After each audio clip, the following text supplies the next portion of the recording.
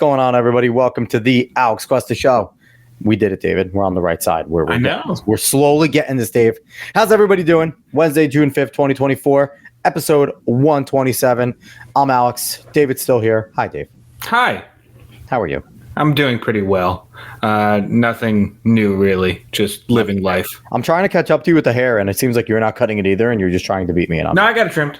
You got it trimmed? I'm trying not to. With my quest of getting it longer, we'll see. We're getting it every week. Going to try and get it down to the shoulders until Julie divorces me. So either one, we're going to figure that one out. I feel like that might happen. The divorce might happen first. She's been telling me how much she absolutely hates it. If she smartens up.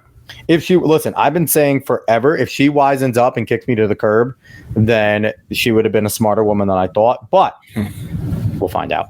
Anyway. How's everybody doing out there? We appreciate everyone that is watching on X, that's watching on Instagram, not Instagram, YouTube. What the fuck am I saying? Instagram. Watching on YouTube. I don't even think we can stream live on Instagram. Were you just on Instagram? Yeah, I was actually just like gandering. That's why. So, YouTube, X, we're happy you're there. Give us a subscription if you're on YouTube and spread the word there. Give us a like. That helps. A comment. All these things help. On X, give us a follow. We're on our quest for 100 over on YouTube. We gained one from last week. We're up to 68. And I want to give a shout out to somebody who left a comment on the Rob Noor video, and we appreciate it. At NateG7204, found us through Rob Noor, love the show, has the notifications on now, and is a fan of ours now. So we want to thank there he is, right there. If you're watching, we appreciate that. There you go. Right there. Boom, finally, notifications decided to work. Nate, what's up? Thank you so much. We appreciate that. And, anyone that we get, we are incredibly grateful to have anybody that's watching. So hello, Nate. We appreciate that. So we're going to jump in. We're going to have some fun. Like I said, quest to 100. We're at 68 now. X followers, we keep on losing. People hate us on X. We lost 3 more. We're down to 35, 95, but it is what it is. I'm still happy because we're still here. We're still doing our thing. Like the show. Go find us everywhere. Spread this word of mouth. It's the best way. If you tell people that you like the show and that we have a solid show, then that's the biggest way to do it. So find us. Just go search the Alex Cuesta Show there. I want to talk about last week's episode real quick. We had Matt Kadish on, and Matt is a savant in terms of like everything going on in Hollywood, and he's based his shit.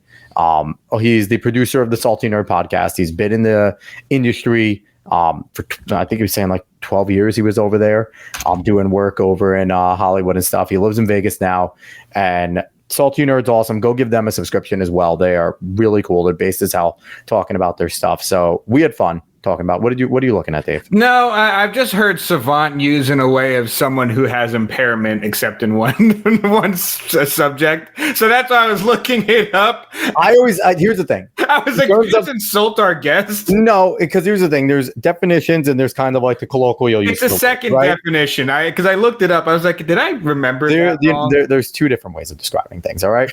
So we're going to start off with a little bit of a damper because I just found this out. You just brought this up to me, Dave. And this is sad.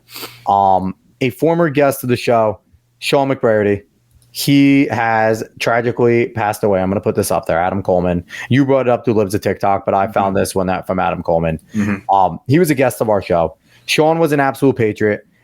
He was fighting in Maine to basically stop all the shit going on with kids, stop the tranting, stop all those things going on.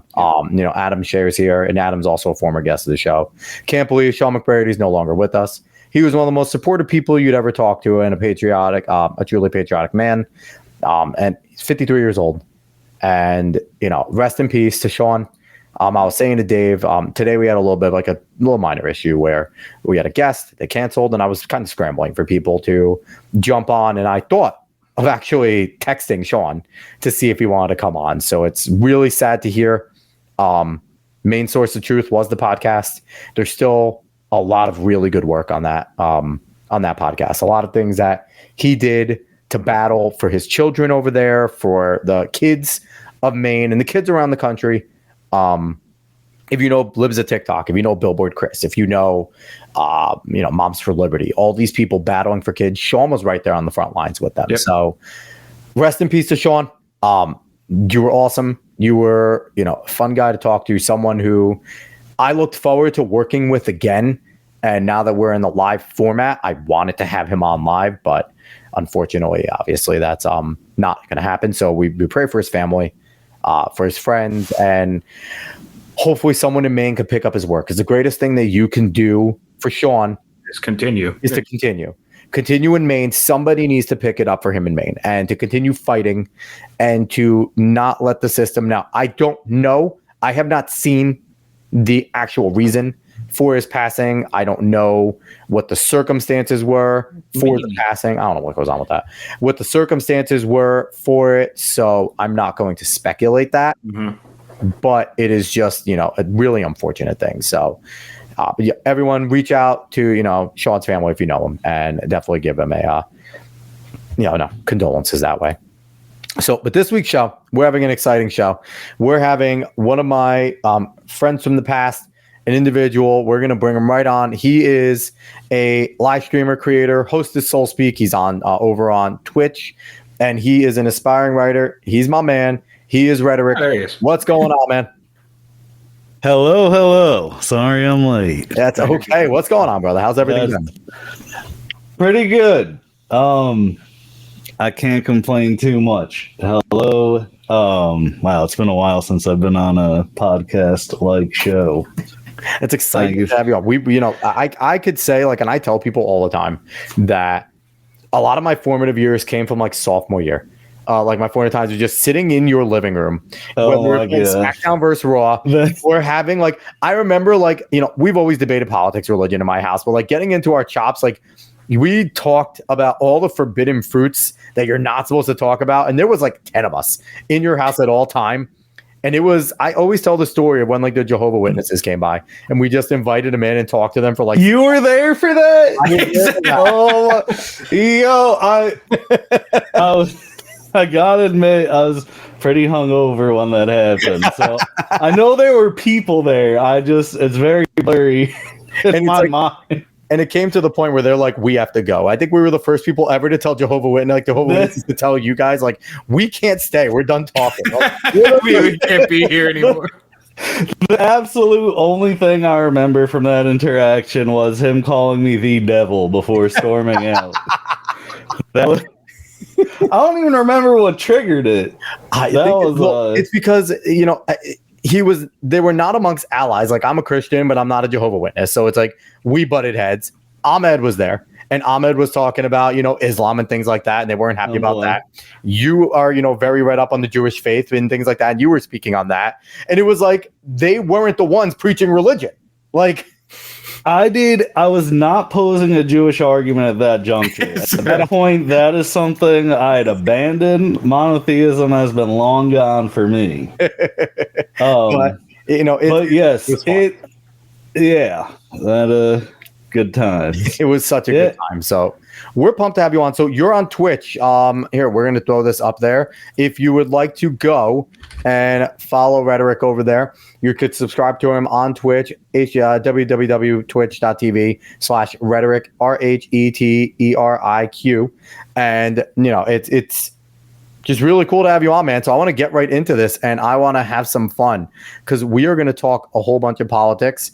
And let's see right here. Nate G jumping in with another comment. SmackDown versus Raw over WWE 2K. I agree with that. 100%. Yes, 100%. 2K sucks. It's the same thing with UFC Undisputed back on the 360. It's better than the newer UFC games. Yes. I agree with that 100%. 100%. So Eric, when people are watching you, what can they see you stream? What are they typically watching you stream while you're over there? Hold up. Can I just say? Oh boy. I remember, and I just headbutted my own microphone. That's good. That's a good sign of things to come here. I remember Dave when he was little. Now it looks like he could beat my ass, and it's a bit unnerving. He does do boxing, so he could beat the shit out of me. Jesus. I know it. I mean, it was my always microphone doesn't knock me out first. It was always you with karate and stuff that you knew that you could head kick us all. Do you still do any martial arts? I do not. I really want to. It's very difficult to balance time and money. When I have the money, I don't have the time. When I have the time, I don't have the money. I hear that. But I mean, realistically, if I had the wherewithal, I could practice in my backyard, like Step Brothers, in the garage or something. Absolutely. Oh, what were you saying though? My apologies. Yeah, no. So if people are watching, on your Twitch. What games? What can they expect to see on your Twitch? Oh boy. Well, so I'll tell you what, the reason I started streaming, or a big reason of it, aside from creative expression, was to get into philosophical and political discussion like this. Since 2020 hit, I haven't done Soulspeak in a while, and a lot of my content has been centered on gaming and absurd humor. We still do get into discussions every now and then, but it's more random. So mostly you're going to hear dirty jokes, see some games, heavy focus on action RPGs like Elden Ring and stuff. Nice. And some weird indie titles. And yeah, every now and then we'll talk politics for sure. We don't shy away from that. I'm a firm believer in talking about that stuff at the dinner table, like you mentioned before. I do feel like and to speak on what I mentioned before about getting into streaming, one of the things that lit a fire under my ass for that was 2016. Those elections. That I'll never forget. It's funny you brought up karate. I don't know how close you were with this individual. I'm not going to name drop them. But I know you knew them. We could talk about it after the show. Yeah. But we actually did martial arts together. We weren't like super close or anything, but this was a great example of when Trump was coming onto the scene and Clinton was on the scene and everyone was at each other's throats. I didn't realize how bad it was until in one day I got called a libtard and a Nazi within about a 7-hour period by different people, thankfully. At least there's that. And this one person who I somewhat grew up with unfriended me from Facebook, and I never heard from him again. That's how like deep that shit went from him, all because I said I was voting for Gary Johnson. They're like, oh, that means you're a Trump supporter, blah, blah, blah. I'm like, what? So it's funny that you mentioned that because you're a libertarian, and that honestly, that makes sense that you were called a libtard and a Nazi in the same day, right? Because it's like, the thing is, it's like libertarianism is kind of, I'll let you talk about it, but it's definitely that like awkward middle ground in terms of politics in a lot of ways. If you're a sane libertarian, I'm going to put that out there because there's a difference between sane libertarians and who the libertarians just put up for president, but we can get into all that. But so let's jump in right away. We're going to talk about that. Let's get into the political parties because, that I think is always a topic. Now we have effectively a two-party system, right? And I have come on to this show. I think, Dave, I've said it on the show before. I've defended the two-party system. I think that it is quite literally the best system on the planet. If you look at any other representative republic democracy that is more of a percentage-wise, it's a fucking mess. Just look at Israel. Look at any of the other democracies that do percentage-wise. And what ends up happening anyway? In order to form a government, they have to form a coalition. Or otherwise, they have to reelect and reelect. We force those coalitions naturally here. And that's kind of my argument for it. Now, you have the Republicans, you have the Democrats, and then you always have, your libertarians are floating around 3% at their best. That was their best showing. You have your Green Party, you have, your commies are always hanging around there. So it's like you have some fringe parties, but it's generally two. Now, I see you making faces, Eric. Now, why I generally say that it kind of forces caucuses, right? What do a lot of your sane libertarians, they jump into the Republican Party, right? Your Ron and Rand Pauls, your Thomas Masseys, your individuals that, they know they have more in common. They're not Republicans, but they have more in common in terms of liberties with the right than they do with the left, who's insane for the most part.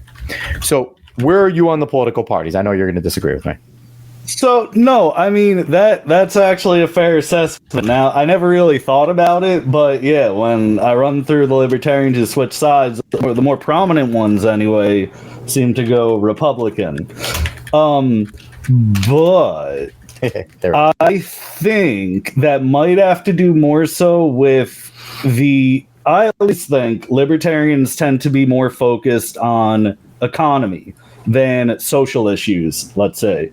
And Democrats seem to really be heavy on that. I mean, you do have the ones that are a little further left who want to institute like communism and stuff. Yeah. So that's more economically focused. But with Republicans, I mean, the Overton window in terms to the social fabric of the U.S. has largely shifted left, I would say. for instance, gay marriage. So I'm gonna throw out there. You don't really see Republicans like rallying against that. And we can also say Donald Trump even running as a Republican. That has shifted the Overton window. If he would have ran when he wanted to 20 years ago, whatever it was, he would have ran as a Democrat because he was a New York Clinton Democrat. Yes, he was. Things were very much that way. And the window has shifted to just kind of, in a lot of ways, sanity is more on the right. You know, there is your absolute fucking crazies on the right, right? But for the most part, as long as you are still down with the basic constitutional beliefs, you're going to caucus more with the right in a lot of ways. Here's the problem, and I think it was Dave Smith who said this, who I certainly do not always see eye to eye with. Dave Smith can kind of fuck off. You want to know why? I like Dave Smith. Dave Smith is the reason why we have a shitty fucking candidate for the Libertarian Party, because he was too much of a bitch to run. And I love Dave Smith. I think he's fantastic. I don't agree with him on everything, but the fact that he didn't run and we didn't get him and a Clint Russell ticket that would have probably taken 5%. Ooh, honestly, I would not listen, Larry. I can't take anyone over my man Larry. Larry Sharp's amazing. I've interviewed Larry Sharp on one of my shows. know. Larry's fantastic, but Larry is too reasonable to actually be on a fucking Libertarian Party ticket, okay? That is why he is never going to actually get a nationwide thing, because Larry's not a moron. Like, I'm sorry. So wait, is that implying Clinton is a moron though? No, it's just that they're more populist. They are more populist. They're a little more populist to the right in a lot of ways. They fraternize with the right much more. You see them on Tim Katz's. Yes, they do. So they pull in that populist conservative base that kind of has libertarian leanings. I need to turn my fan. It's gonna be very cold. No, that's fine.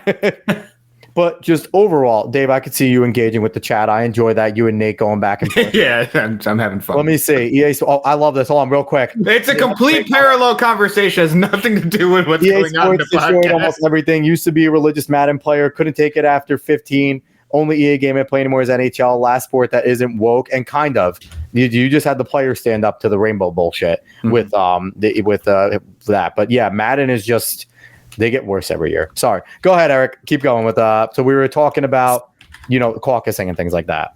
I'm gonna preface, because you said something and you might not like this, but before Lars put Larry on his ticket, I was hoping Chase was gonna win.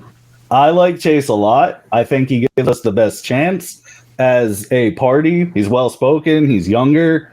And I mean, his policies, from what I've seen, largely agreeable. Not that, I mean, I don't agree with everyone on everything, but he is libertarian through and through. He's truly anti-war, which is huge. That's the thing that brought him to libertarianism. Yeah. Being anti-war. And the Democrats, for those of you who might not have realized this yet, are not anti-war. How do we feel about cursing on this show? Oh, we can curse all the time. Yeah. Okay. I my bombs all the time. Just go on a diatribe, curse as much as you want. Just don't say any of the YouTube naughty words. Yeah, fair enough. We might not be noticeable, but we could still get taken down. Yeah. I'm with you. Yes, you know the rules.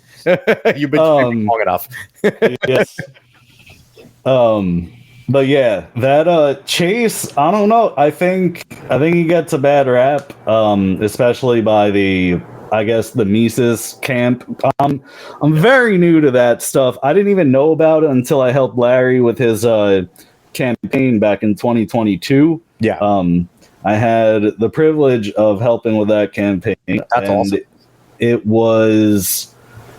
There were like whispers, and then I started like looking into it, and like apparently, yeah, there's a lot of divisiveness in the Libertarian Party, and I don't think it's fair to call everyone in the Mises Caucus raging bigots, and I don't think it's fair to call everyone who's not in the Mises Caucus commie plants from the Fed who are trying to destroy the Libertarian Party. And that's just kind of like the natural progression of things, right? Where you go, the Mises guys, because they want closed borders, automatically they're bigots, right? That's kind of where that gets from. Now, my biggest thing with Chase is, one of the issues with libertarianism is they're too laissez-faire on some things. They want everything to be choice. And it comes down to, we're going to allow kids to become trans. Fuck that. I'm sorry. If you're a parent and you have a child, no. You know what I mean? That is and the fact that Chase is very very, very trans rights is for kids taking puberty blockers. He's not for surgeries, but he's cool with puberty blockers. He's on record. He maybe changed it up now, but we know that's a lie for politics. We understand that. They all lie. I mean, there are positions that he's had also in terms of climate things as well, where it's like, who's going to actually vote for him besides like 16 people in the Libertarian Party? Like, if you're trying to get there, you're not going to pull the far leftists that are going to vote for Biden. You're not going to pull the Trump people. Who's left? I would just like to interject here and say, if you're a far leftist, you fucking vote for Cornel West or Jill Stein. Please. I don't want to hear that Biden shit, okay? I'm not talking to you two. I'm talking to the left here. Vote for one of those two. I would rather see Cornel West or Jill Stein in office. And this is speaking as someone who is very adamantly free markets. Vote for one of them, please. Jesus. I agree with that. We could get to that whole lesser of two evil thing later. I saw some of the itinerary with third-party relevance, but for now, we'll focus on what you said here. That's such an oversimplification saying Chase is pro-transing kids. Like, from what I've seen him speak on, yes, he did say puberty blockers were something that parents would have to he wouldn't outlaw parents from making that decision. The idea of getting government out of medicine, though, and bodily autonomy, that is, I think, consistent with libertarian values. But I know there's also an argument that children are kind of the property of parents and their responsibility, at least, to a certain extent. So I get that. Not even to a certain extent. There are child abuse laws for a reason. You cannot do harm to your child. That's not legal. That's why you can't openly in public beat the fuck out of your kid, right? You can't do that legally. And giving them an irreversible surgery that is proven to cause them harm, surgery, or irreversible, or even hormones. It's Lupron's a major one that's prescribed to it. It castrates pedophiles. You are changing your kids and you're slowing down their puberty to the point where when they start to hit puberty, even if they change back, they never go through full puberty. Any parent that allows that is child abuse. This is one of those things that I don't super agree with Chase, but I also recognize my own ignorance on the matter. Like, if you put a gun to my head and we're like, yes or no, all puberty blockers don't have irreversible effects. It's all temporary and you could get over it if you change your mind. I would say no, they probably do fuck with you to some like permanent capacity. However, I'm not well read enough on it, and the thing I hear most from the people who advocate for this stuff is after months or years of seeing professionals, and I understand sometimes, unfortunately, there is politics and money behind science, so it's not always easy to know who to trust in this regard. But if you have your child, the scenario I hear presented most is a child they start becoming suicidal, they're depressed, they're despondent. That's and incorrect. Basically that's been proven to not be true. That's the thing. That is a fallacy, and it's something that is told, and you can talk to the detransitioners that are growing by the hundreds, that they're automatically being told those things. And if you do read up on a lot of the literature, there is a ton out there, and if you want to follow a lot of this stuff, an individual that we just talked about before you came on, Eric, a former guest of ours, Sean McBrady, he passed away tragically. We don't know the cause, but 53 years old. He was the host of the Main Source on Truth podcast, and he was exposing a lot of this stuff going on in schools. And, we don't know the circumstances. We don't know anything about it, but he was exposing. You can go listen to his show, and you can also go listen to James Lindsay New Discourses and then read up on a lot of things they talk about. There's an absolute agenda going on here. There is an absolute agenda, and it is not to help kids. There's nothing there to help kids, and there's enough literature to be read. There are enough things to be seen to say, and and you're a smart guy. I know you would read up on this stuff, so that's fantastic. But there is enough out there. There's guys like Billboard Chris you can go follow that that talks about so much of this stuff, and it seems like you're being altruistic, like you're helping these kids, and that's the big narrative that if you don't give this to your kid, they're going to kill themselves. Why? There's no true reason out there. There's just people saying that. And the studies that they show are like internal studies that are not like widespread, not well done. And if you really look into these, they're kind of just like they're not well done studies. They're not scientific. And it's just something that the more deeper you dig into this, the more it's agenda driven. And it's not medically driven at all. I mean, I would never accuse a politician of doing something out of the goodness of their heart. So that absolutely. I'm not. I do believe that. I also believe that gender dysphoria is real. Absolutely. 100%. I also believe that gender itself is, as opposed to sex, where sex is not malleable, gender is a social construct. See, that's also a talking point. Sorry to interrupt you, but go ahead. Sorry, I'll talk after. I'm being an asshole. Go ahead. So I think a lot of these, a lot of ideas surrounding transgenderism and the pushback that comes along with it is rooted in the idea that we as humans know what the fuck is going on when we don't. That's how I feel. I think, like, we used to give people lobotomies. We used to tell people when they sneezed a demon was coming out of their cock. Like, I don't think... You brought up lobotomies and that stuff. Wouldn't that prescribe more to the fact that you're doing surgeries and giving these types of treatments when you don't know? Wouldn't it prescribe more to that thing than what we naturally know already? I agree. I err on the side of not making changes to the body. I don't know that gender affirming care, and especially in terms of permanent manipulation. Even taking children out, even taking children out of the equation. When we alter our bodies to placate or 18 match plus, something, I don't fucking care about these people. 18 plus, I don't care. Do what you want. 18 plus, That's you can fair. mutilate yourself all you want. But here's the thing, too, Eric. When we were growing up, or even now, you look at some of these third world countries, right? And it's horrible that they mutilate the genitals of these girls and stuff, right? We look at them, they are savages and things like that. And and we sit there all of a sudden now, and we're like, "Hey, you call yourself a girl? Let's cut your dick off. Cool." And it's like, that's cool here now. We're doing it. Like, oh, you want to be a dude? Let's just rip off a part of your arm and make a fake dick. I'm like, that's cool. But these third world countries doing it now, they're savages. It's like, there is no difference. Whoa. Okay. Two things wrong here. One, it's not snap of a finger. It's not little Mike at 6 years old is like, I want to have a vagina. And the mom's like, all right, let's do it. No, they just start them on testosterone and hormones and then lead them down that way. They're allegedly, I haven't sat in on any of these alleged month or year-long processes of seeing different professionals and getting different treatments and social transitioning, whatever. So maybe it is a media charade right there. So here's the thing that I would love for you to do, and I feel like you would do this, and I feel like this would be something you do. I want you to go to a clinic, and I want you to say that you want to be a female and just see if they'll prescribe you with hormones right there. You don't have to take them, obviously. Like, you could walk the fuck out. But go there and just say, like, hey, I would love to get hormones. Go to a clinic and just see if they'll be like, let's start you on it today.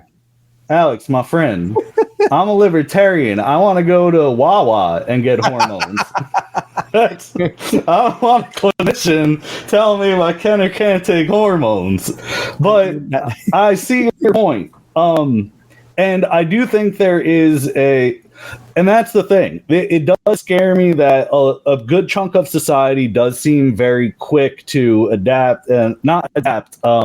Be like, yeah, of course you're in the wrong body. Of course you should be a different gender. Let's go chop the thing up and give you pills and stuff. But whenever I bring that fear up, I see the pushback being that there is actually a lot of thought and feeling that goes into this. I'll need to check your sources. So I'm not well read. Do you have ever heard of John Money? No. He's the guy that kind of created this gender as a social construct idea. And he was famous for doing an experiment with one set of twins, both boys. And he wanted to prove that gender was a social construct. So essentially what they did, they took them, they split their families, raised one as a boy, raised the other as a girl to try and prove this. In the mid-20s, these individuals never met each other at this point. The one that they raised as a girl while they were going through puberty, knew something was wrong, knew that they weren't a girl, and later in life, in their mid-20s, eventually committed suicide. Because they knew they were not a girl. They cut off their dick. They did all this shit to them just to prove that it was a social construct. And that what dystopia? And then, I think you're missing out on a lot of things. I'm not gonna lie to you. And then the brother also killed himself when he found out about this. Yeah, I'm about to kill myself here in about. That's the general gist of the story. Yeah, I'm not gonna lie. I think. Like you said, you do want to check sources. I do think there's a lot of research you might have to do into this topic because there is a lot of stuff out there. We're not just hand waving and just trying to go after something just because of some ideological belief. No, it's mainly because we see shit and it's just like, no, this is obviously wrong. That's what I'm saying. And I'll say this: as much as Matt Walsh could be a boob, go watch What Is a Woman, because that is honestly his best work. It is his best work in terms of what he's done. Matt Walsh is your stodgy conservative, suit wearing, uniparty type of guy, and I'm not. Matt Walsh is okay. I'm not the biggest fan of his.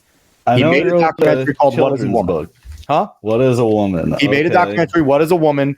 It's actually really good on this. You might still have to go through a paywall. You could find a very legal site to stream it on. Is it free? I thought it was free on YouTube. They might have put it free now. They had it for a little while. But yeah, I recommend definitely go watching that. It's Matt Walsh's documentary, and it's well done. It's fair enough. And it covers a good part of this. It doesn't cover it all, but there's a lot of literature. And the thing is, Eric, go read their own words. Here's what I want to ask you, and this is a little subjective and a little hypothetical. Take any random 10 parents in the country, and their kid comes up to them, and they're like, Mommy, Daddy, I'm trans. How many out of those 10 parents do you think are like, yes, let's do it? Like immediately. It all depends on where they live, what the social pressures are of that area. If they're a white affluent area and they're white people, they're going to do it. If they're in a white affluent area, they're probably going to say, yeah, let's do it, because that has been the prominent thing in white suburbia and these things like that. It's huge. It really all depends on if they are like a Southern conservative, I'd say that there's a 70-30 chance, because a lot of them are freaking captured as well in a lot of ways, because they just don't want their kids, parents aren't parents right now. They're still friends. And that's a big issue, where they want their kids to like them instead of fucking teach them things. And, that's part of it. But I really think it depends. But with a lot of look at Pride Month right now. Pride Month has nothing to do with gay people anymore. Pride Month is all kink. You go to pride parades, they're all trying to fuck each other in different ways half the time. Yes, there's people celebrating being gay. Don't get me wrong. But it's like you put LGB next to TQ. They're two different things. One of them is who they want to have sex with. The other ones are identities. They're very different. They don't belong together. I agree with the last part of identity versus orientation. Yes. I don't know about the orgies that the pride parades are turning into. I'm not saying they're not. I haven't seen this. This is not something I've... this is the one thing, yes, there's echo chambers on X and things like that. And, I have lists on my X, so I can here's my conservative echo chamber. Here's my leftist echo chamber, so I can check in. The conservatives have some things right, man. They'll film these fucking parades, and they're disgusting. There's so much shit going on there that is. Listen, would be a libertarian. We should have sex parades every day with everybody. That's just because libertarians are just horny Republicans a lot of the times, okay? Sure. Fucking gooners. They're all a bunch of fucking gooners. That could be Larry's next shirt. We're just horny Republicans. Oh my god. Oh man. I've heard it all with that. That's good. Kind of got off topic there. Yeah, so I actually want to switch topics here. So talking about libertarianism. Unless you want to say one last thing. Yeah, I'll let you get the last word. I would just like to say I have trans friends. I have a lot of empathy I could not imagine being in a body I did not feel was my own. I got a glimpse of that. When I was in 8th grade, going into 9th grade, I got surgery on my lazy eye because I was very insecure, upset about it. Absolutely. It's a very different thing, but I feel like it's similar in the sense where there was something about me that I felt I really didn't like. I did change that, and having grown up, I would not have changed that. I would not have gotten that surgery knowing what I know now. Yeah. But the idea, it's hard for me to be like, no, trans people shouldn't do this, or being trans is all a social thing, because I am ignorant of it. I don't think anybody on the planet has enough information to make a judgment as to whether or not someone with gender dysphoria can live their best life by either A, being psychologically or socially treated, versus getting some physical alteration. And I do know one thing for a fact. 100 years from now, people are going to look back on us and think everybody on every side was an idiot. Well, we're going to be in the singularity anyway, so it doesn't matter. But I like that idea. And, I'll piggyback on that real quick because I really like what you said. There's a huge difference between a trans individual just trying to live their lives and a fucking activist. And I think that's we can all agree on that. A trans individual living their life is very different than an activist trying to force their way of life down people's throats. Not everyone needs to be an activist. And I know gay people and trans people just want to be left the fuck alone. That last part tends to be the case. It's hard. Activism is sometimes necessary to counteract those who won't leave those people the fuck alone. Agreed. And from where activism has been on a lot of topics, it's agitators creating an issue. Because if you look at communism and Marxism, which a lot of the theory we have right now stems from it, your critical theories that we're seeing stem from the Frankfurt School, which were, neo-Marxist thinkers. The thing is, they use topics like this to progress. The issue is never the issue. The issue is always the revolution. You'll hear that be said, right? So right now, it was women for a long time. They were used. And, second and third wave feminism was straight up Marxism. They really pushed that. They were useful. They're done. They're basically pushed to the outskirts now. Then it was gay people.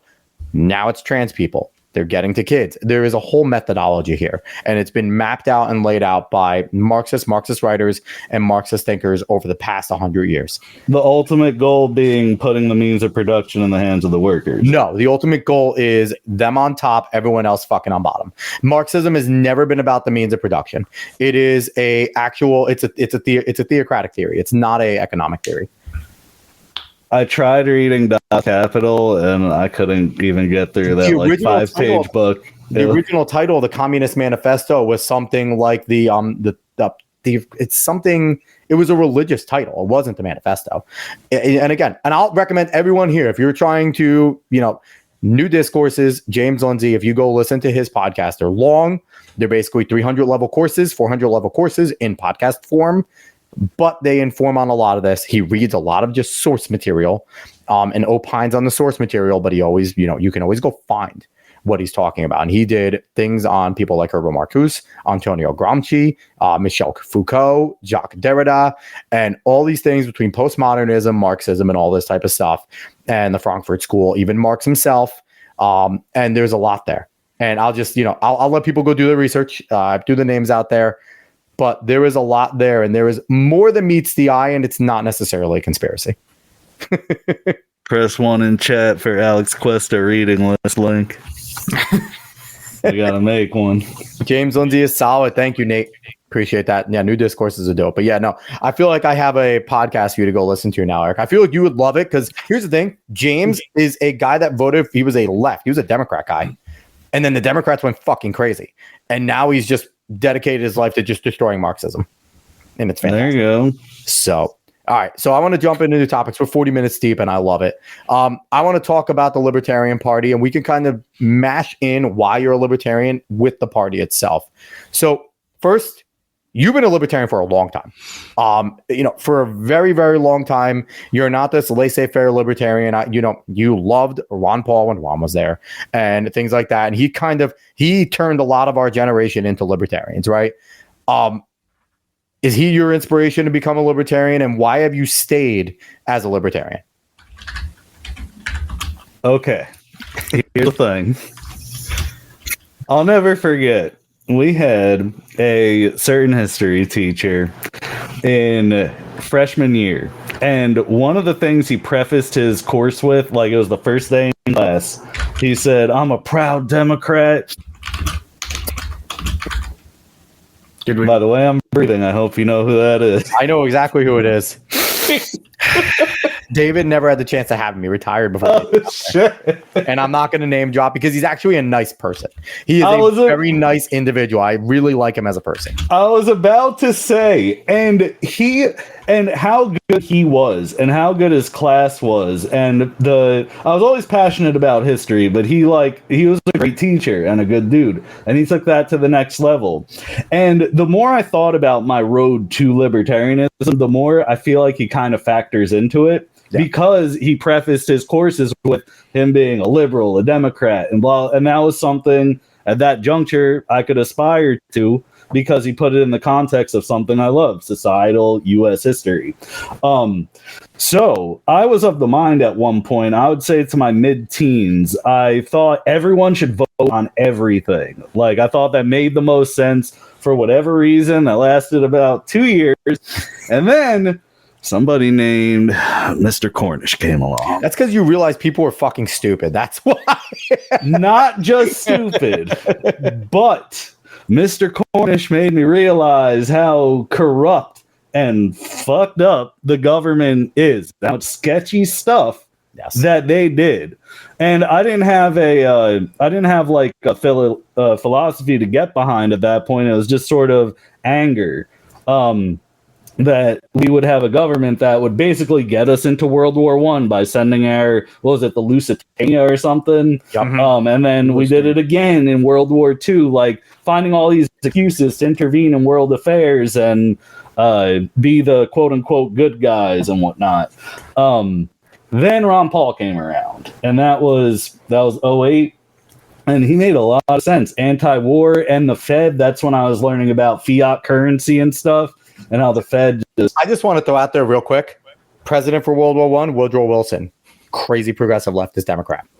President for World War II. Yeah, easily the worst president. Now Biden may actually take that cake. It's close. Number 2 for World War II, FDR. Easily one of the worst presidents we've ever had in our history. Pretty bad. Also a leftist who Hitler said was a great fascist, okay? Hitler said that FDR was a great fascist on his policies. So, mind you, the 2 people that got us into war were the anti-war people. Go ahead, continue, Eric. Sorry about that. They're not wrong, to my knowledge. So, Ron Paul, though, he seemed very anti-war. He was anti-imperialism, free trade, got me questioning tariffs and stuff, and our money supply, which is one of the biggest issues. I think once we sort of resolve our economic issues, a lot of the other stuff will fall by the wayside.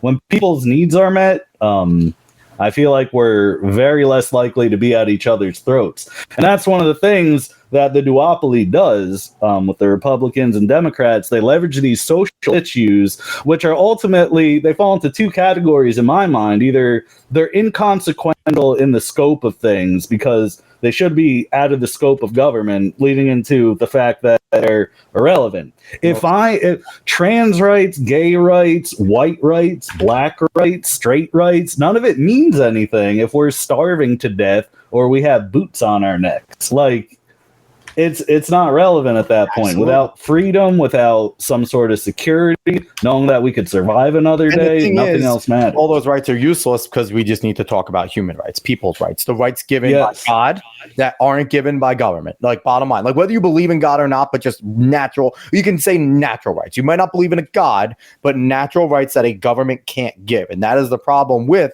the leftist philosophy as opposed to even conservative and libertarian, right? Because both conservatives and libertarians believe government doesn't give rights. Government just takes them and should protect natural ones. Like, government can only take rights and they should, libertarians don't believe that, but conservatives at least believe that part of the contract is to protect. No, wait, what are you saying? Libertarians don't want. You guys are borderline anarchists, okay? I mean, it runs the gamut. We're a bigger tent. It's a huge fucking tent. You don't really know exactly what type of libertarians aren't a party. Let's be honest. Libertarians are just such a they're like, let's believe in like one core tenet. everything should be free. Okay, nothing else. We don't give a fuck.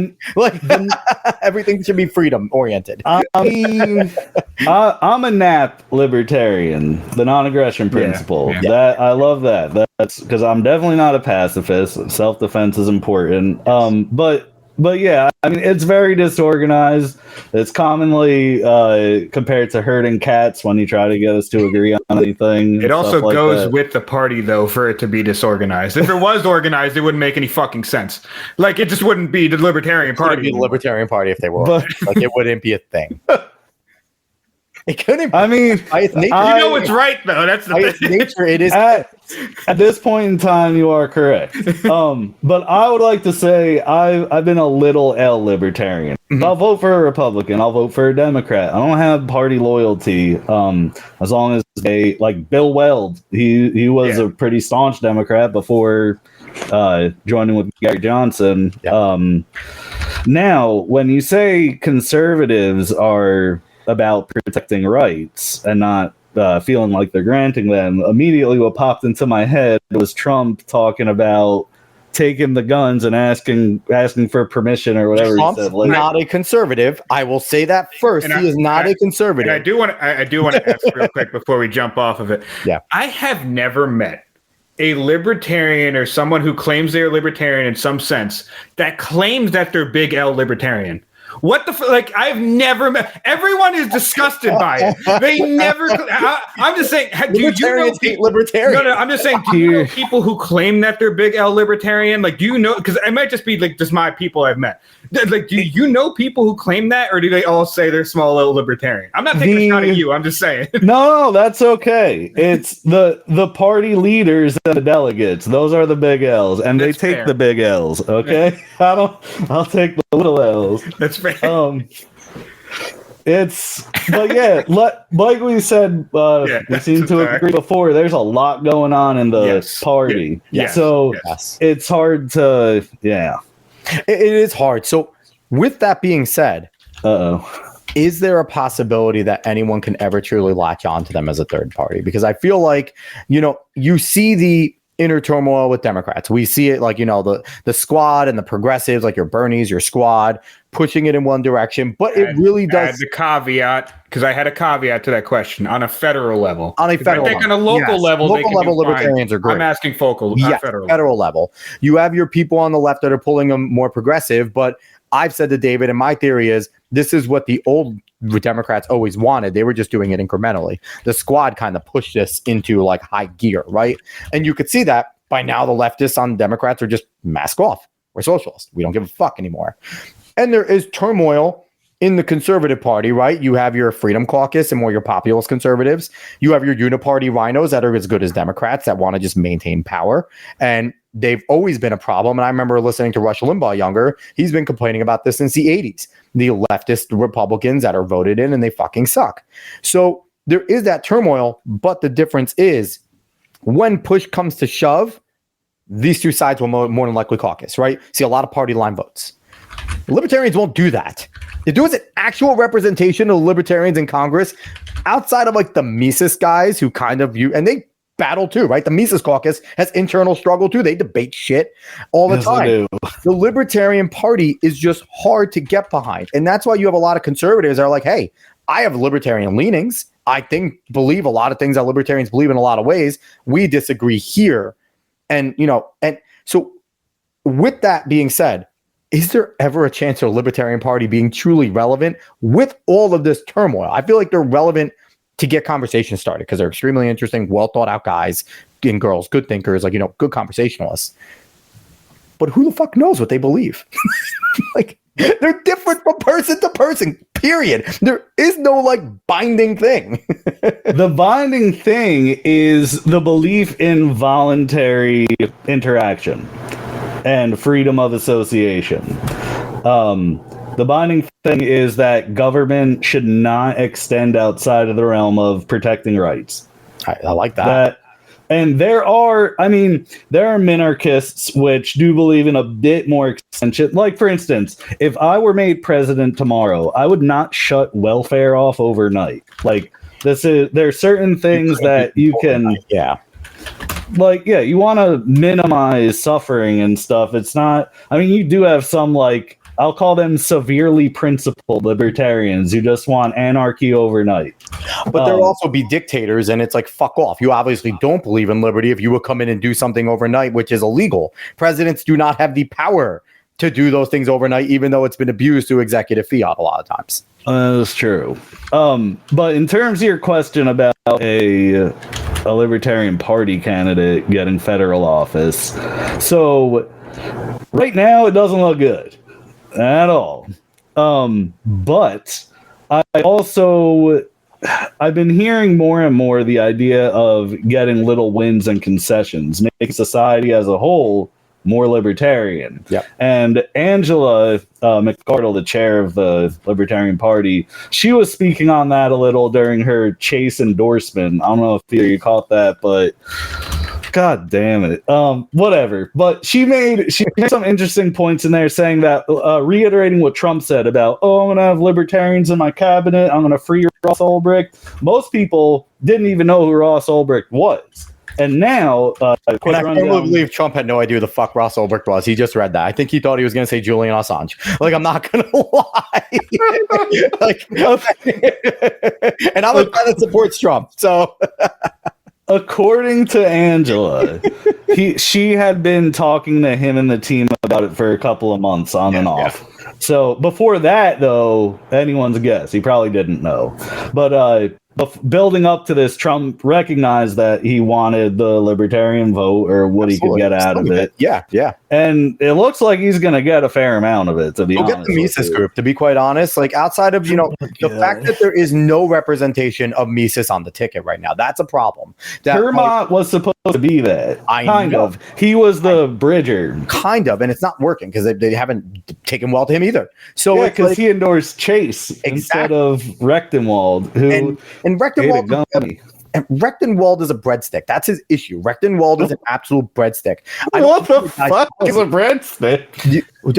Stale. Like, they don't have much personality. You ever watch Old Greg? Yes. That's where I use it from, because I call people breadsticks because they have no personality, because that's what he uses to say to the guy. He calls him a breadstick. Someone just called me Old Greg yesterday. That should be a compliment, okay? I don't know about that. Yes, it is. It's attached to your rod, mother liquor. Holy shit. Oh my god, that's awesome. That was like the fish demon on the boat in the moonlight. Okay. Yeah. I'm all one with a mangina. Mangina. I'm about it. I love it. I'm about it. But yeah, so that's the thing with Rechtenwald. And that's why I said fuck Dave Smith. Because Dave Smith would have train wrecked everyone there. Because he's popular. He's popular among a lot, like the far leftists. And the issue is, too, I saw they waited forever for the final round of voting, and a lot of people left. And that really affected the percentage, because Rechtenwald was doing much better earlier in the day. He was leading, and whether it was the coup between, whatever you say his name, the third place guy, and Chase. And Lawyers Matstead. Yeah, it was kind of the coup there between them combining. Mike Termont. Okay. Yeah, Termont and him combining and saying, hey, I'm supporting him, and that kind of screwed Rechtenwald. But if they didn't do it so late and people didn't leave, still feel Rechtenwald would have had the chance, and we would have had a Rechtenwald-Russell ticket, which I think would have brought... Listen, the leftists are irrelevant in the Libertarian Party in terms of the grand scheme of things, right?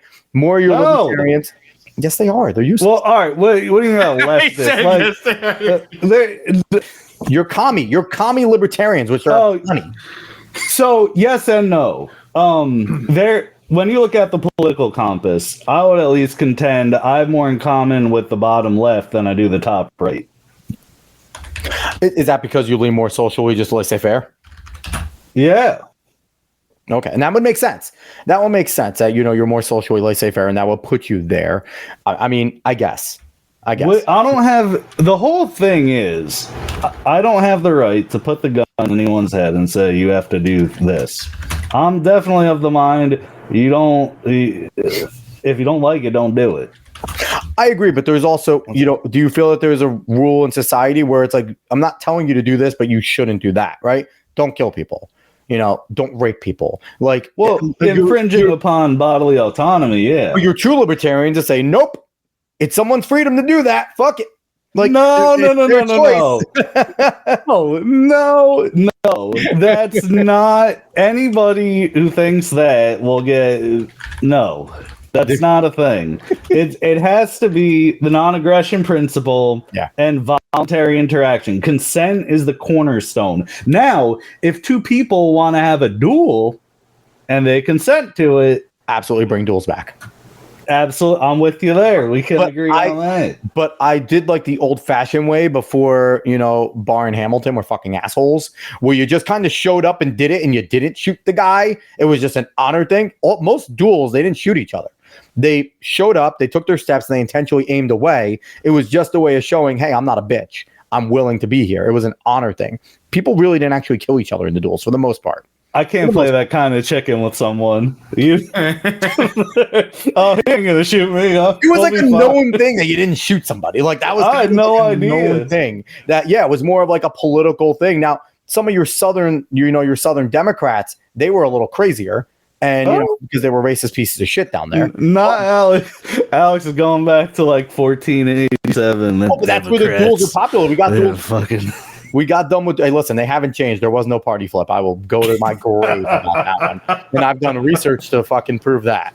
So there was no party flip. It doesn't exist. They were the racist party. That's for sure. Still are the racist party. The proof is in their politics. Yeah, proof is in. They haven't changed. They're still trying to keep minorities in friggin' plantation type areas. I always put it to people: why can poor white people own trailers for the most part? And why are poor Black and Latino people stuck in public housing? Told they have to be there. Why don't they get the option of ownership? What do you mean told they have to be there? When they're basically told you have to go in the cities, and if you're down on your dumps, if you're poor, Section 8's your option. For the most part. Obviously, there's outliers everywhere, but you find your poor southern cities, your white people are in trailers and they own them. There's no one telling them, you better go on Section 8. It's kind of what they're told to do in a lot of ways. That's very interesting. When you say told, do you mean like by their local governing bodies, by the media, by... No, it's kind of just been culturally put into them at this point. A lot of ways, like if they grow up there, they kind of don't leave, and they're kind of told like, hey, you can never get out of here. Section 8, like welfare, like the system's holding you down, and it was the movement of poor blacks after slavery up north. They went to cities. They went to cities generally, and then the cities themselves, they fucking ended up destroying not the poor, but the government ended up destroying the cities. That's what I'm saying. Well, but that's Martin Van Buren. That's a Democrat. Martin Van Buren. He was an architect with Tammany Hall and things going on in New York and stuff like that. Mm-hmm. So, and that was by design to keep the slaves under the boot of Democrats, and that's never been a thing to keep. And they continually do it, and it's what we see today. It hasn't changed. So I have plenty. I can make this argument consistently that the party flip is not real. It never happened. Some people may have become like, personality wise. Yeah. But you didn't see the South become red until really Reagan. Sometimes I make an itinerary and I wonder why I've done it. Yeah, well, you kind of stayed. Listen, it's a general itinerary. Okay? That is true. It is a general itinerary, and it's the Alex Cuesta show, not it's David fucking shut up show. Damn, no, David needs to speak more. David doesn't speak enough. That's the problem. But so back on task because David reprimanded me. Why should somebody become a libertarian? What would be your pitch? If they are someone who is like, I fucking hate Joe Biden, Democrats are pissing me off, or someone's like, hey, Trump is not my guy. I was more of a Bush-Reagan guy. This sucks. I want to find somewhere new. These aren't my areas. But you know what I mean, Dave? Someone that doesn't prescribe to populism right now. Like, if you have your Democrats, your Republicans that are kind of like, I hate my party, why should they become a libertarian? What's your pitch to them? So I'm very on board with how Larry and Chase pitch it, and since I can't recite either verbatim, I'll kind of melt down together. Summarize it, paraphrase it, yeah. But basically, if you live your life in peace and you don't feel the need to force other people to do things, and you don't want other people forcing you to do things, then the Libertarian Party is for you. Ultimately, we want to get rid of taxes. We want to get rid of war. We want to get rid of restrictions on consenting adults. As we discussed earlier in the show, things involving kids, definitely more touchy, definitely worth more attention from people hopefully more informed than I am. And but the idea is, if you're an adult, you have a right to your work, you have a right to what you earn, you have a right to associate with who you see fit. And you shouldn't have the government telling you what you can and can't do as long as you're not hurting anybody else. The Democrats don't seem to believe that. They're very big on taxes. They basically right now, we get taxed when we make money, when we breathe. California, it's quite literally everything. But yeah, when you buy something outside of like food, basically, which some of that's tax if you get processed things. When you buy a house, when you get paid, when you buy anything at all major, that's not like a necessity. When you die, because they want a wealth tax and they have it in some places, an estate tax and everything like that too. The estate tax is real. So yeah, they want taxes everywhere. And didn't Biden say he was like only raising taxes on the top 1%, and then like the IRS got a huge influx of cash to go hunt people down? Yeah, the IRS never goes after a ton of people and a ton of cash to go and hunt the middle class down. And it makes no sense to go after rich people, because the rich people are such a small percent. They don't get much taxes from they get majority, but they want to make up the rest from us that they're not getting it from. Well. And then the Republicans, that's what I wanted to mention that Dave Smith said. He was saying it, I believe, to Trump, but he was saying it of a Republican politician. Said he talks like he's going to govern like Ron Paul, but winds up governing like John McCain. He did have problems. I will give you that in his presidency. And I'll preface this, and David will agree with me. We both hate Republicans too. Okay, we're both more conservative. Okay, so we're different. Now, I will caucus with Republicans because I agree with them much more on things, and I want to get things done. So I'm not going to go third party. There's less of a chance of getting a truly effective thing, except for local. Local, you could be libertarian, and that's fine. Federally, it's a two-party thing. But I agree with you. I agree with Dave Smith with Trump in a lot of ways. I would like to say I'm not 100% sure it was about Trump. I know it was about a Republican politician. I think it was Trump. It probably was. Probably was. Yeah. So, I mean, economically, are we more or less on the same page? I feel like in a lot of ways we are. I would like to get rid of basically every tax outside of like for defense, because we need a military. So you need a tax to keep your military going. Now, there's probably a disagreement whether or not we need a standing military or how much of a military we need. I would like to pull everyone home from internationally and just have everyone here and just threaten the world with like, hey, see that 500,000 we just brought home? We will quite literally put them at your fucking shore if you mess with us. That's it. I like that. That's my theory. Get them home and everyone can kick rocks. I am very interested in the privatization of everything. I'm not well read enough yet. I read some stuff about private courts and it like tough.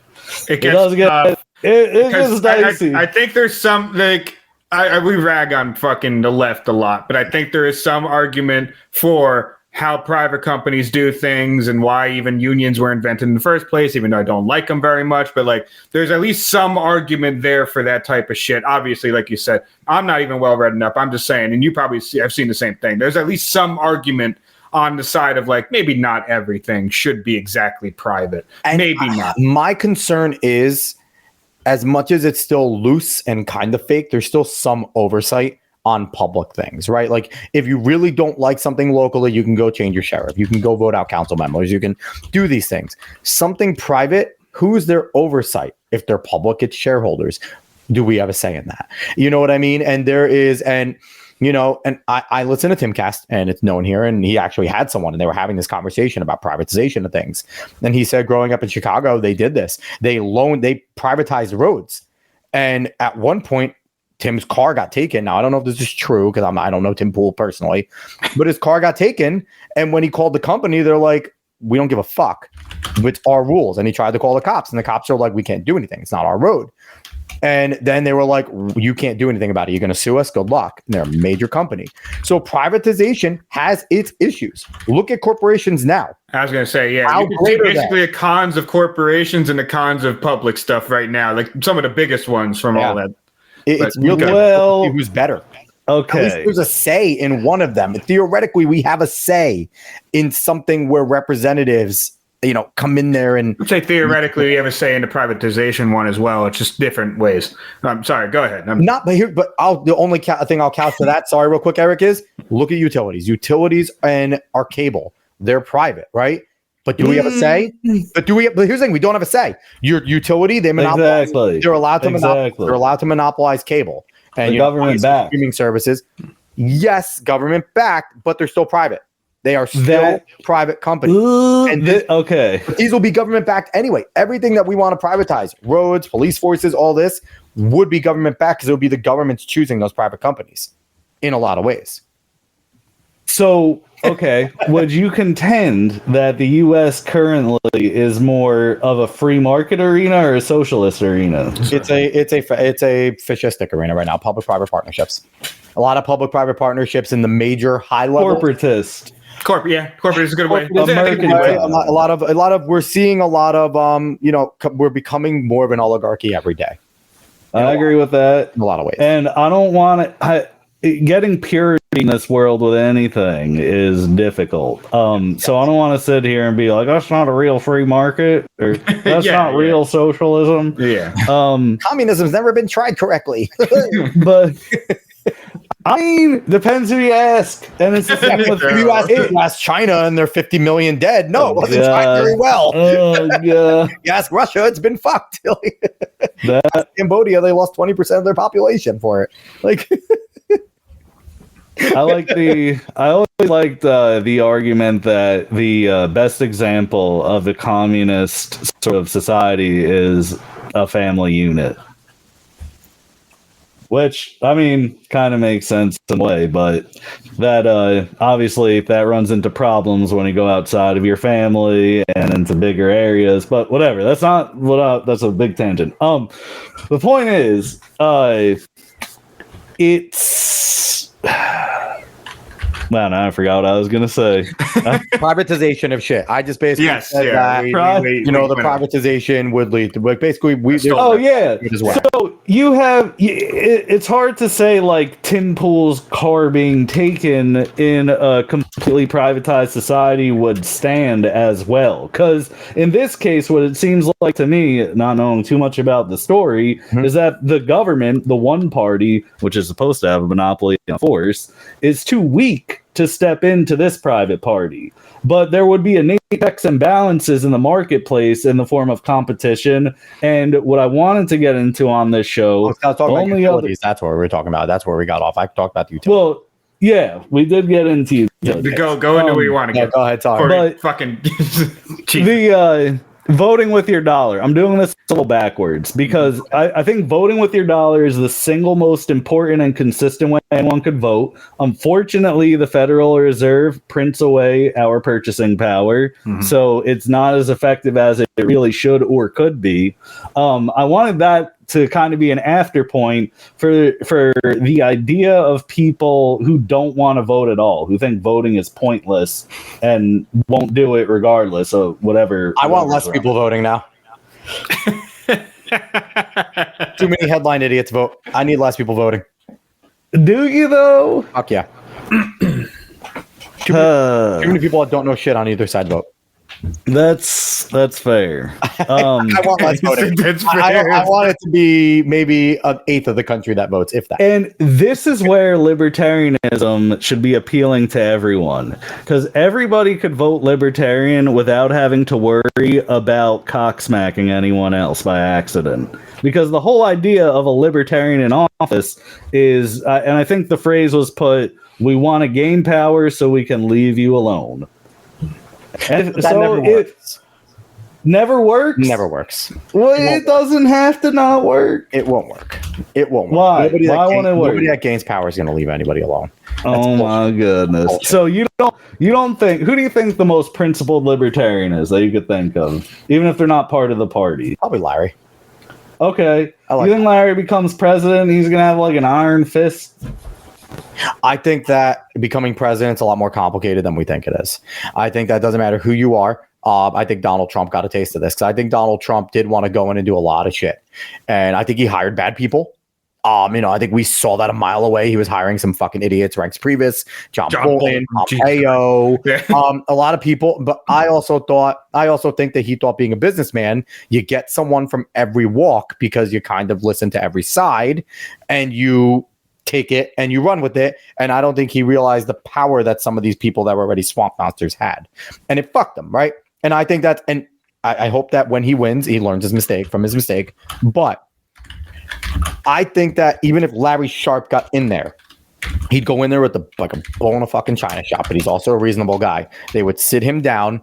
And I really think even Obama sat Trump down and was like, listen, dude, I get it. And, Trump has said they had a great conversation with the transition. I think he sat down and said, there are things that you just can't do. And there are people you didn't, and there's probably a list. Like these are the people you need to talk to. And I think even Larry would get that. And I think he would understand that there's only so much that a president can actually accomplish. Yes. And I think that he would, campaign promises are what they are. You could do your best. But I think even Larry would come in there and either he would have to fire everybody and fucking go dictatorial if you want to get anything done. And I think that's kind of like the only way right now to fucking fix the bureaucracy. But I also don't want to see that. I don't want a dictator. So it's such a weird juxtaposition. So. Well, I'm glad you mentioned and emphasized that the president doesn't have dictatorial powers. That's true. Which, with all the fucking federal places, though, they do, because an executive order is an executive order amongst federal workers, but federal workers are everywhere and in every facet of our life now. They are now, yes. I hate that. I did like that Trump said he was going to end the Department of Education. I heard him mention that in a recent interview. But then he wants to give the FBI a new building in Washington. Like, fucking Trump needs to get his shit together. Like, he really does. Yes. But that kind of leads me back to the point of small wins and concessions and whatnot. The thing is, and one of the biggest things I wanted to touch on with this conversation is, every election is too important. Every single election is like make or break the entire planet. Always. And so people vote out of fear. They vote for the lesser of two evils. They don't vote for policies they actually want, maybe a scant few. But what people don't see, and these are the same people who will blame Biden for crashing the economy, who will blame Trump for crashing the economy. There's a very long-term effect that we have a lot of trouble that we can't predict anything, but I'm saying the shitty candidates we have now and the bad policies we have now are from people back in the early 90s saying, who was it, Bush and Dole? Like, oh, well, I don't like either of these guys, but I gotta vote for the lesser of two evils. It was Dole and Clinton. I think Dole and Clinton got fucked. Clinton railroad Dole because Dole fucking sucked. But also you had Ross Perot taking a bunch of votes from Dole. I don't know how Ross Perot was at this juncture. I'll just assume he was better than both of them, which is stupid. And then you have Nader, who we invented a little bong out of. So there you go. We've used the Nader before, Eric. That was short for Roachinator. Okay, that was different. Oh my god! Back in my day, bringing back times. But I agree. I did inhale. I want to make that clear. I never. Here's the thing, and here's my advice to libertarians and the party.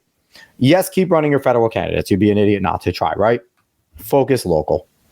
Where the Libertarian Party can be the most effective is at the local and state level by far.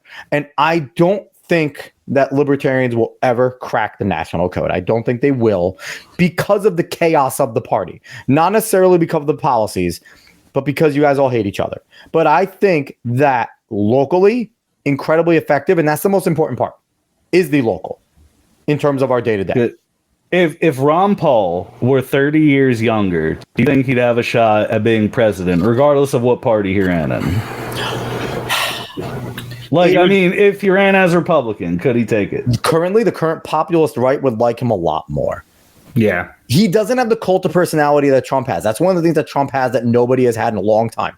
The cult of personality. And it's a big deal. Reagan was the last one, or Clinton? Obama, by far. It was Obama. Oh, Obama. People forget that people were fainting over Obama. And I hate this whole thing. Everyone's like, well, Trump has a cult. Obama had a much bigger cult than Trump ever has. Obama's following was significantly bigger than MAGA. It really was. So I do want to quickly touch on the election before we get out of here. We're an hour 16 and I fucking have loved this conversation. It's been a lot of fun. David, shut up. So the election, I want to throw out my conspiracy here and I want to see what you think about it, Eric. And David, I think it's fairly plausible, right? If I remember right, I don't remember. I think the Democrats have already given up on Joe Biden. I think they're going to try. They're going to do what they can. But I think that they understand that Trump is probably going to win the presidency. And I think they know that whether they try to cheat or not, whatever, he's going to win it. What I think their focus is the House and the Senate. Here's why. They can let Trump win. But with all the retirings going on with Republicans, a lot of those seats are going to be swing seats now, especially with the way things were going. They were mostly rhinos in those seats anyway. So you're going to get the left's going to have a chance. The Senate has a lot of the same things. I think they focus on winning the House and the Senate because you also have enough soft Republicans that whether Trump wins or not, they're going to impeach him and remove him. That's no doubt in my mind. I think if he wins and the Republicans don't take the focus off Donald Trump. Conservatives, Republicans need to take the focus off Trump and, focus more on getting their House and Senate candidates to win because I think the Democrats are focusing lower and they are going to impeach and actually remove him. And the VP is significantly more important than we realize. I'm not gonna lie. I just want to chime in real quick. Go ahead. Because I don't know if you said the full thing to me. I don't agree with the removing them. They might impeach him again. I think have fun doing that. But I think they'll just mainly stalemate anything he wants to do.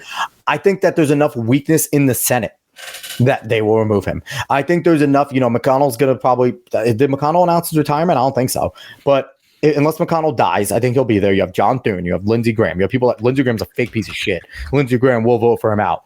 And I think there's enough there. And if they win, if they get 55 in the Senate, they will find a fucking 11 Republicans to turn on him in the Senate. He'll get impeached. He'll get removed. And I think that's their play because I think they know that Biden is dead. On what grounds are they impeaching him? Does it matter? What grounds did they just impeach him for twice? But I just want to make sure I'm understanding what impeachment is. I thought there had to be some sort of crime or like civil. The two impeachments that they had against him, there was nothing. It was really, it was bad. Yeah.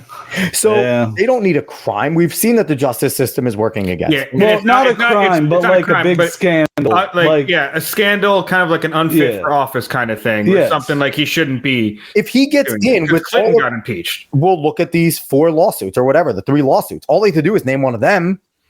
And they'll say, even if he's not found guilty, a president is not fit on these grounds. Maybe one of y'all could help me with that. I've been trying to hunt down a breakdown of what Trump is even really in trouble for. I've seen some things. Which one? Right now, like that he's going to get sentenced for. I know they have him on 34 counts, which is all from one instance of multiple payments. It is one count. So right. I'm not going to lie. I haven't followed it completely, but you can correct me, Alex, because like I said, I haven't followed it completely. But if I'm recalling correctly, it is he used campaign money I'm saying as hush money. I'm saying the assertion is he used campaign money as hush money to Stormy Daniels using what's his name, Michael Cohen in order to get the money to her. That is the assertion, correct? And the issue is though he didn't label it as campaign finance. Yes. If he would have labeled it as campaign finance, then it wouldn't have been illegal in the state of New York. Now, It is a state crime, not a federal crime in a state court.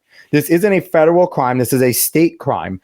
And in New York State, election, affecting the integrity of the election is against the law. And that's what they're trying to bring him up on.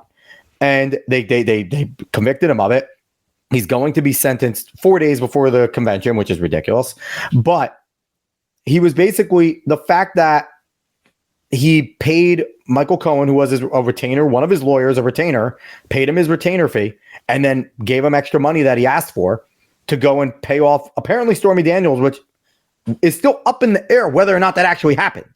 That has not been proven that Cohen's payment actually went to Stormy Daniels, because Stormy Daniels has retracted whether or not they've had sex before and whether or not an NDA is even real. They didn't produce the NDA. And Cohen did admit to stealing in the trial that he stole from Trump. I hate that I'm being forced to care about. I know. Stormy Exactly. Daniels. You shouldn't have to fucking care about it. They didn't produce the NDA that he apparently was signed. And shouldn't she get arrested for breaking that shit? He owes him money in a civil case already. Oh God! She owes him money for losing this exact thing on the NDA in a civil case. It's so ridiculous. And the thing is, too, there needs to be a secondary crime. It's a misdemeanor in the state of New York, but there needs to be a secondary crime associated with it to raise it to a felony. And what was asserted by the judge is, you don't have to agree on what the secondary crime is as long as you find one being there. All of you can have different secondary crimes.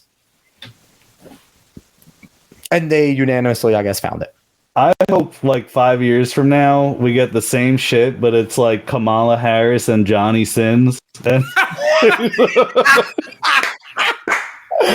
I just want to see how it plays out. All right, for the sake of everything, though, I don't want it to be Kamala because she's gross. Can it be AOC? Because at least I wouldn't mind seeing AOC naked. Listen, did you see Goth AOC on Twitter? Oh my God! No, listen. She never actually dressed like that. It was that could win her the presidency if she ran. Honestly. Listen, AOC obviously objectively more attractive, but I'd be remiss if I didn't admit to some sort of hotness being associated with the fact this woman could shoot me in the leg and throw me in jail all in a matter of 3 minutes. I'm just saying. Yeah. I mean, what did Thomas Sowell say? Was that a real quote where he's just like... No, not about... He wasn't a real quote about socialist. I mean, I could see Thomas Sowell never said that. I could see him saying it. What did he say? There's a fake Thomas Sowell quote that goes around, never trust them big old socialist titties. They'll hypnotize your ass and then enslave you. That's the whole quote. I'm more of an ass man. I'm safe. Anna Paulina Luna over AOC. Yes, I agree with that. Absolutely. But David, you have a theory about hot people I've said hot people shouldn't be in politics because they'll lie more easily than the ugly people, and people just follow them. They are ugly people are already lying left. Fucking Mitch McConnell is getting away with everything for some reason. Wow, so hot people, hot people get away with more, and I don't like that. So that's fair.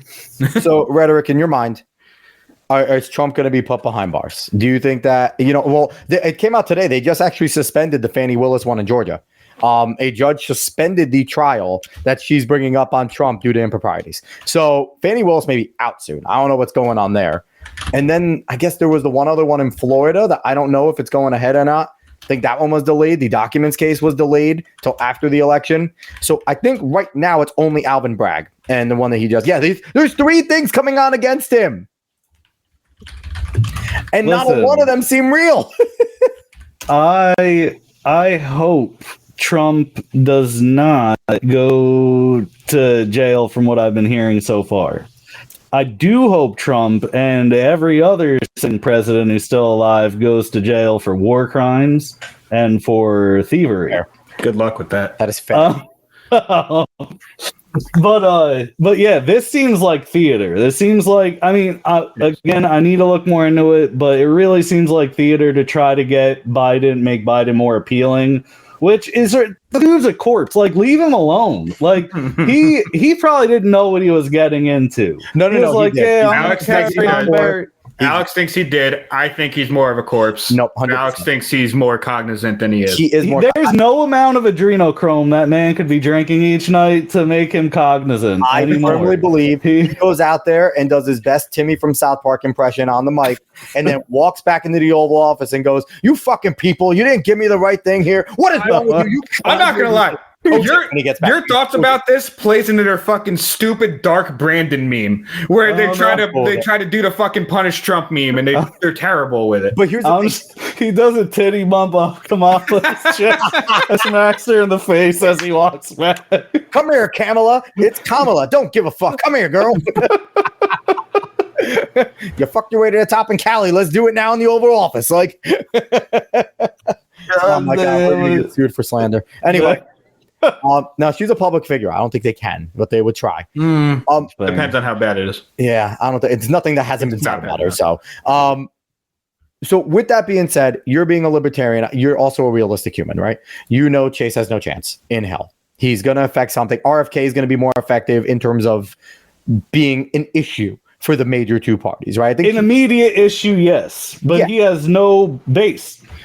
He's a one-trick pony right now. He is very much a one-trick pony. He's also a leftist liar. The guy has changed his positions. The guy is a politician through and through. RFK sucks. Any Republican that has drank any sort of Kool-Aid on this guy is a fucking moron. Any conservative that is like, he thinks he didn't like the COVID vaccine either, and he doesn't like the CIA. He's one of us. It's like, no, he's not. He's a climate crazy. He's an absolute leftist. Like, he's changed his policy on the borders 9 times. Like, Republicans love the CIA. Okay, so that shouldn't matter. Yes, Republicans do. Conservatives don't. Like, there's a difference. I watched Homeland. Okay, I know what's happening. You watched Homeland. Homeland's probably more. Those shows are probably much more true than we realize. Honestly, they probably like present them as theater, but they're much more true than we realize. But it is wild. So, do you think that right now, with everything going on and like all this stuff, does Trump have enough momentum to carry himself to the White House if this type of shit goes on? Honestly, I don't know, because a lot of the shit he does, I think, is theater too. I mean, he lied about numbers at his like conventions or speeches. Yeah. And as much as I forget it, I think it was Larry who actually said it, but like the best endorsement for Trump is Biden and vice versa. So Trump, I think more people like Trump than like Biden, but I also think more people hate and fear Trump than like Trump. So I don't know.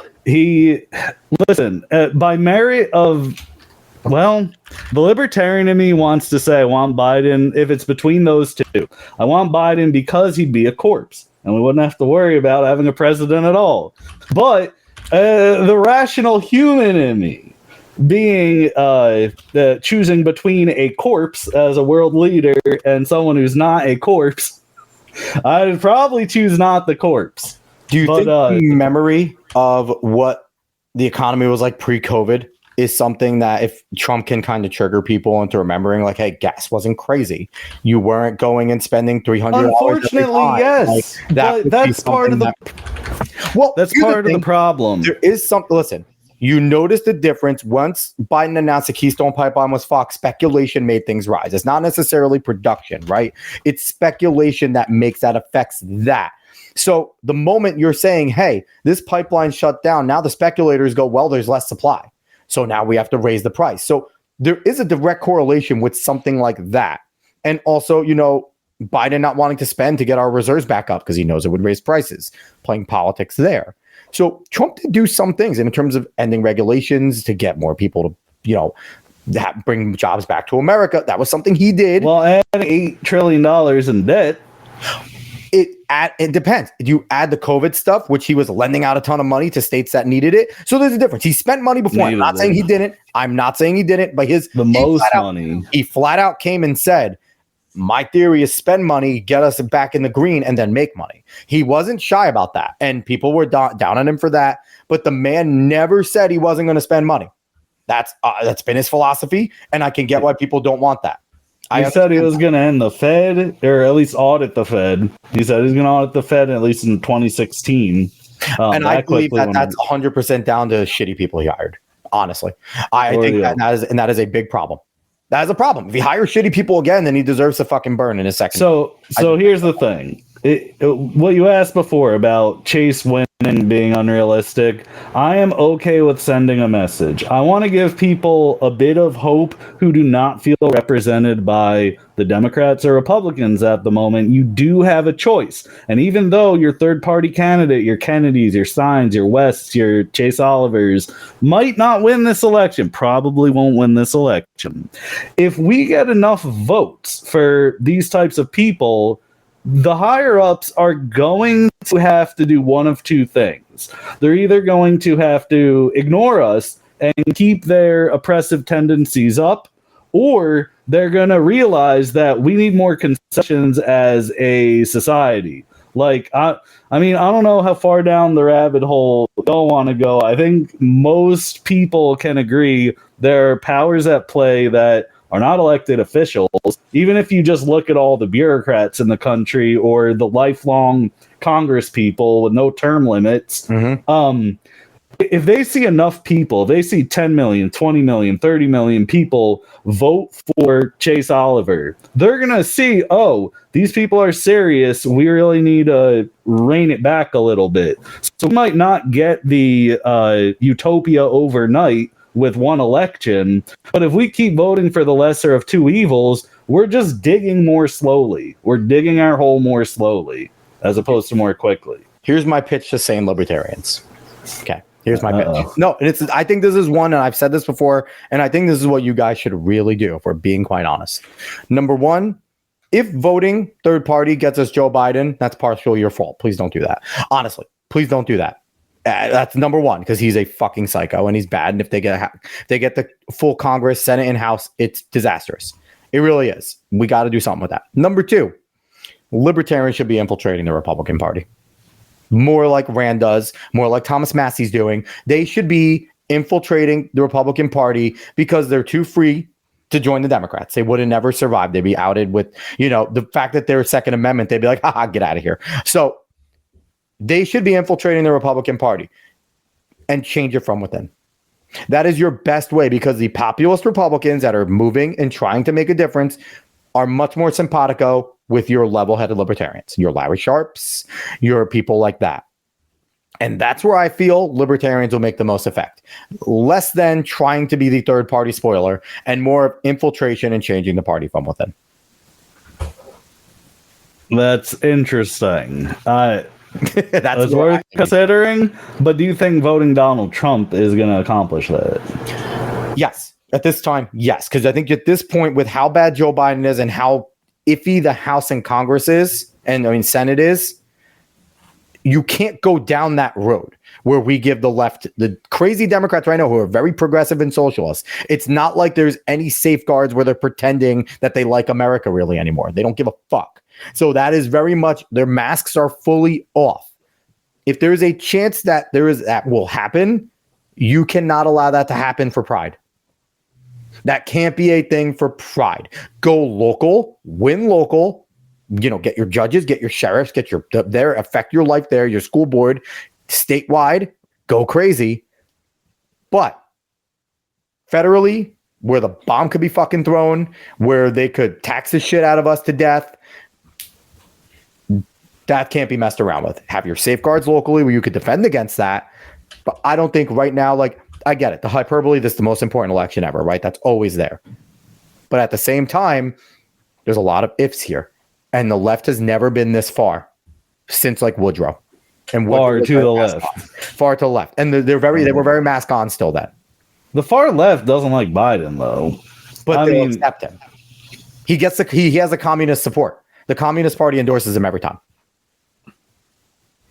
So they're going to vote for him.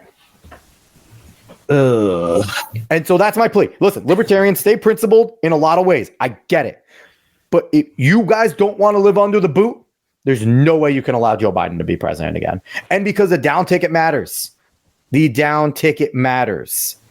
If Biden gets good in other areas, and that is effective, as polls come in early in the day, it affects people's votes later. All the time. That is proven. You cannot allow that to happen. Then the boot will be on your throat. And it's just... I hear you. I'll think about it. It's just the things that flash in my head. You got tariffs, walls, crazy talk. Not that libertarians don't do crazy talk. That's our trademark. He's stealing from us at that point. Here's the thing, too, that I also need people to think of. Do your research. Leftism has only left to millions dead. If we let this country get more left, there will be millions dead, period. Leftism always and only leads to millions dead. At least if you go far right, not everyone dies. You might be subjugated. but they give a shit about their subjects. I wouldn't even to keep them alive. I wouldn't even say that. He's a closet monarchist. I wouldn't even say that. But I'm just juxtaposing. What the fuck is far right about Donald Trump? Nothing. He's like nothing's far right about Donald Trump. Richard Spencer doesn't want Donald Trump. He's a 90s Democrat. What the fuck? Come on, let's be real here.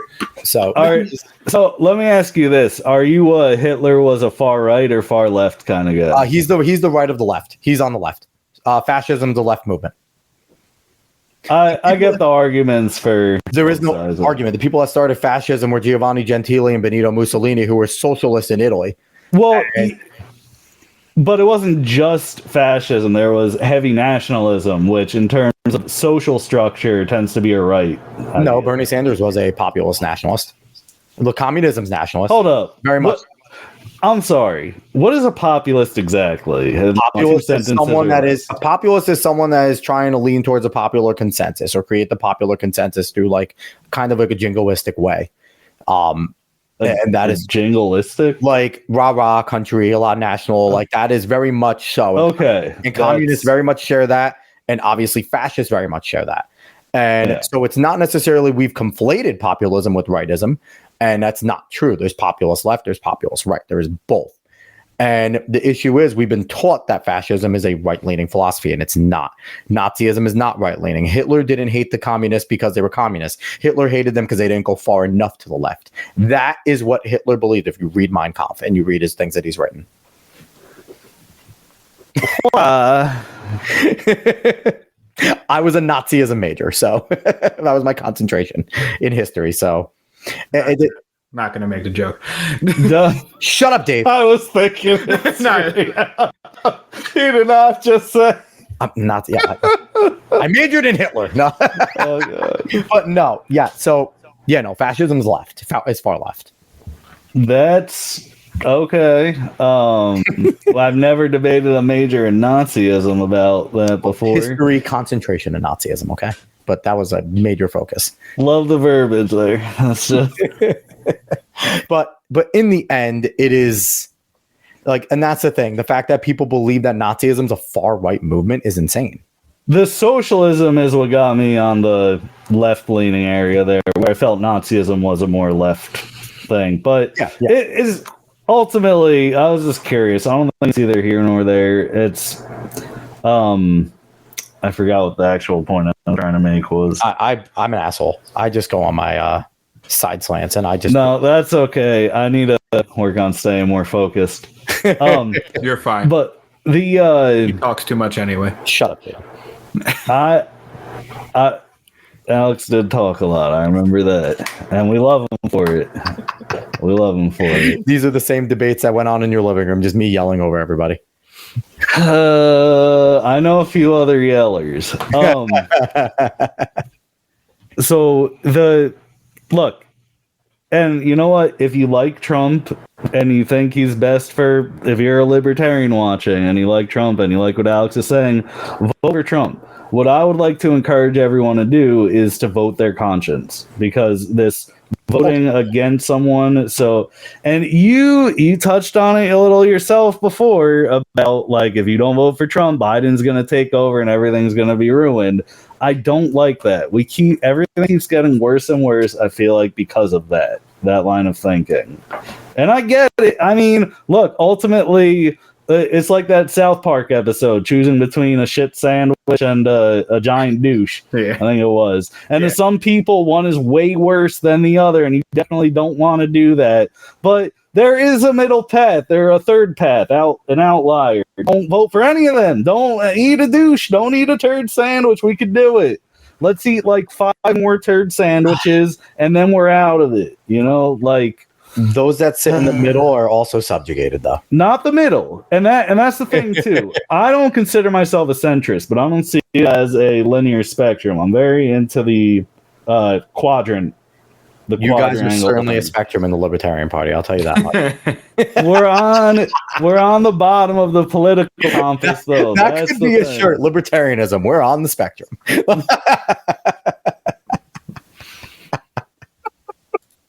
No, but I do like it. Honestly, I like libertarians because libertarians are thoughtful, and for the most part, your non-leftist libertarians, right? Like your more sane libertarians are much more thoughtful. They're read out and they understand, and they also are more willing to engage in legitimate debate that will talk about their policies, that will talk about their beliefs, and the emotions are less involved with it. So I'll say that I do like those sane libertarians, and I consider you a sane libertarian. Should I burst the bubble this close to end time? Go for it. We're almost done. Burst it. All right. I believe in all drugs being legal. I believe in sex work between consenting adults being legal. I don't believe in business restrictions. Someone should not have to get $1,000 permit to do nails. I agree with that. Bureaucrats that know nothing about the business should not tell you you're good at your business. Okay, there's that at least. Well, yeah, I mean, I think that's kind of left. Like, consenting adults have the right to do whatever they want. You think with sex work, and that's the thing, and that's the difference between libertarianism and I think like your moral conservatism. If you have a religious background, you just believe that it's detrimental to the soul and to the health to be promiscuous, right? So I think that comes with a belief system. That is why moralism kind of puts you there, and you just think it degrades the person, it degrades society. And is it not? There's issues with it. Is it not detrimental to the soul to tell someone at gunpoint they cannot sin? They cannot. But if you tell them that they can't, like if you tell them that it's wrong and that their soul's bad, I believe there's nothing wrong with telling them that. Well, no, that's fine. But I believe that government also has a part of to like. Not to keep these people for their well-being, because the government doesn't know well-being, right? But they should have a say in what's right and what's wrong in a way in society, right? They don't kill, don't do things like these women in sex work are not going by their body autonomy. They are being fucking pimped out. They're in situations where they're high out of their fucking minds. That is not true choice. That is not true consent. What we see with a lot of sex work. So the argument that's made in even like in OnlyFans is just fucking they're hookers, most of them. And I like some OnlyFans girls, but I think some of them are cool people. No, not like that. But I don't go to any of their pages, but I think they're just like dope people. Like I don't have a problem with them, but at the same time, selling yourself for work is not a legitimate form of work to me. So I have 2 daughters. They would never fucking over my dead body. They would fucking sell their bodies for work. Fuck that.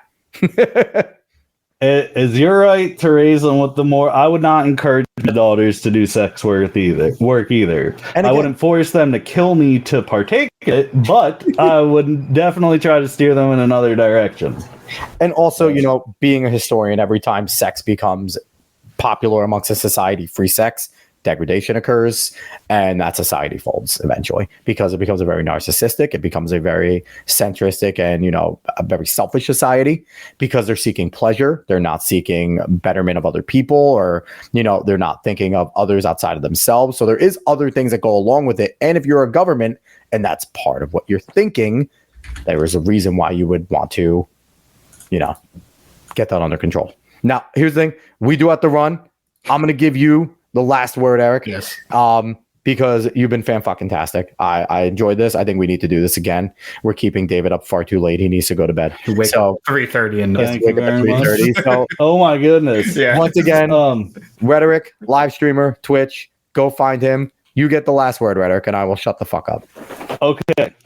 3 big points here. 1, I am not the most learned man in the universe. I truly feel in my core and what little I do know of history and the human condition and the interactions I have on a daily basis. I do think happiness is the ultimate goal for everybody, and freedom is the best way to get there. We cannot legislate morality. And taxes are not gonna holding a gun to someone's head and telling them to give this person A and B all their money is not going to resolve poverty forevermore. We need to cultivate a society where we take it upon ourselves to be giving, to be humble, to be grateful, and to be good to one another. We'll never get there with government, whether it's on the right or the left. That is my philosophy. Also, if you think voting doesn't matter, trust me, there's at least a 2% chance it can make some positive change. If your vote had a 2% chance of helping us avoid a violent revolution or a crazy dictator, take it. It's worth it. You don't want to wind up killing your neighbor in 10 years because you're fighting over a scrap of food because you said, nah, voting's bullshit. It's worth a shot. Just give it a shot. If you're planning on not voting, go and vote, please. And if you do vote, vote your conscience. Don't vote against someone or something. Vote for someone or something that you love and hold dear. I'm pleading with you to do so. Thank you very much for having me on, Alex. I appreciate it. I'd love to come back on. Thank you for coming. You're doing great. Yeah. And David, too. Thank you. Yes. Yep, that was Rheteriq, and I'll just add vote local. Vote local. That please. works. That's it. Vote local. Anyway, once again, we're the Alex Preston Show. We're going to let David go to bed. Go find us on, we appreciate everyone that watched on YouTube. We appreciate everyone that watched on X. We would love for you guys to subscribe, like, share, follow, all that above. Spread it word of mouth, biggest way. Definitely go find Rheteriq on Twitch. As you could tell, he's a well thought out guy. You're going to hear this type of stuff. I think we might have gotten his juices flowing to go talk more politics. So I hope that he does that. And maybe one day I'll go invade his page on Twitch and we'll have a good time there. So we appreciate everybody for watching. We appreciate everyone that's going to listen on podcast form. And we'll be back next week with another fun show. Everyone, David, go to sleep. Rheteriq, talk to you later. Bye. Yes, sir. Have a great night, gentlemen.